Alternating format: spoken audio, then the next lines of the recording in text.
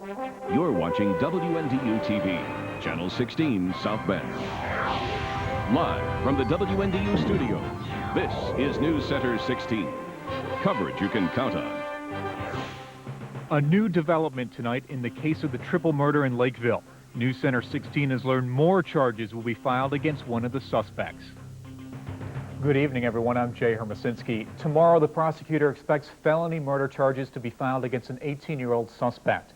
News Center 16's Claudine Wong has more on the latest developments. Police believe 18-year-old Charity Payne led the group of suspects to the Lakeville home. Right now, she is charged with felony burglary. Tomorrow, the prosecutor hopes to add 3 counts of felony murder.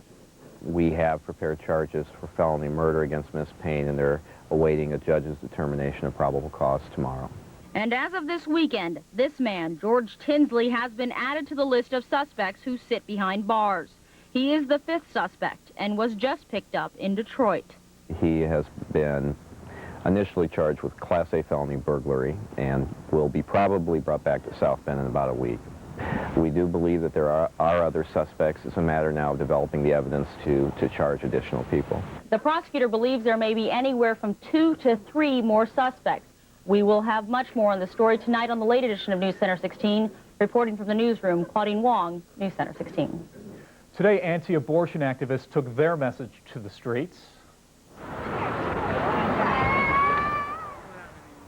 It's an annual protest organized by the St. Joseph County Right to Life organization.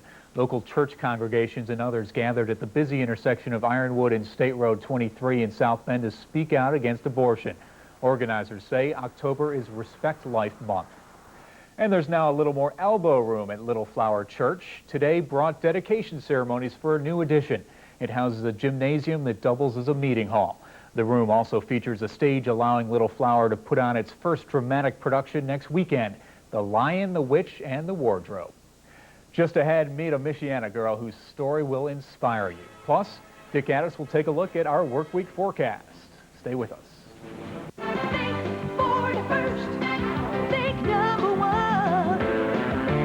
Think about the #1 selling pickup in America.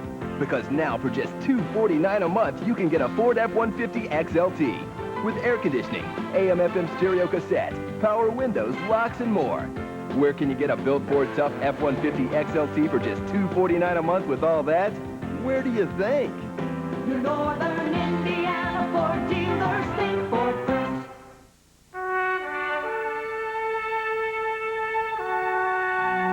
Can you live for today and still prepare for tomorrow? If you had the chance to make your dream come true, could you? When you look out your window, what do you wish you'd see? Seeing the possibilities is the first stage. Wells Fargo, the next stage. Weather with Dick Addis has the American Meteorological Society seal of approval.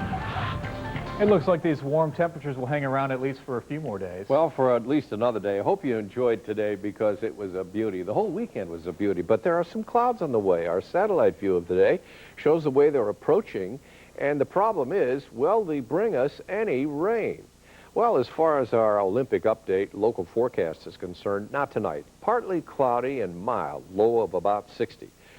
For tomorrow, sunny with a chance, and that's about a 30% chance of a shower or a thunderstorm. High of about 78, but don't get used to that cozy temperature reading. We'll have another cool down after a secondary front goes through here, and look at the way those temperatures are going to drop from a 78 on Monday to a 50 on Friday. We'll have more details at 11 o'clock. Now back to Jay. Tonight, our 16 gold medal recipient has vision beyond her years. She's a great student athlete and an inspiration to all those who meet her. True Spire now introduces you to Wendy Perkins, a young girl who exemplifies faith, courage, and the Olympic spirit.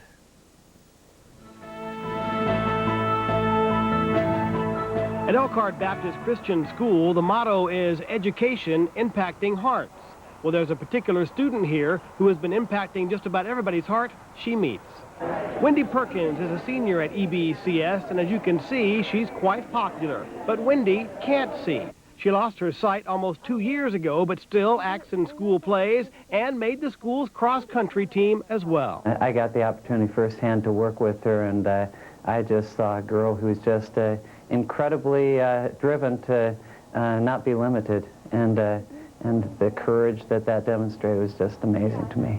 In July, during a life-threatening, rugged wilderness trip to Canada, Wendy learned more about herself, and so did school director of discipleship, Ron Bouvier. And you should see her now.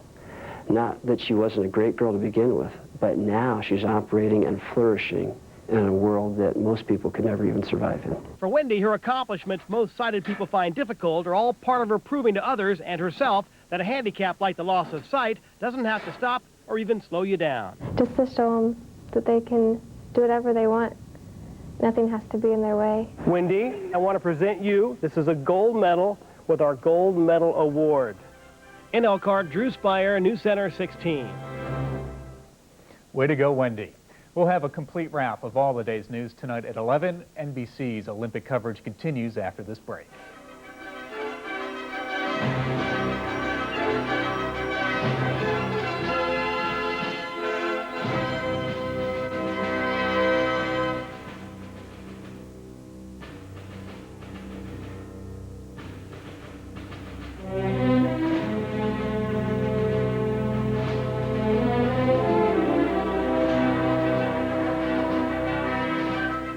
Next, all-new Rosie, fresh from her revealing Emmy appearance. Oops. Scandal.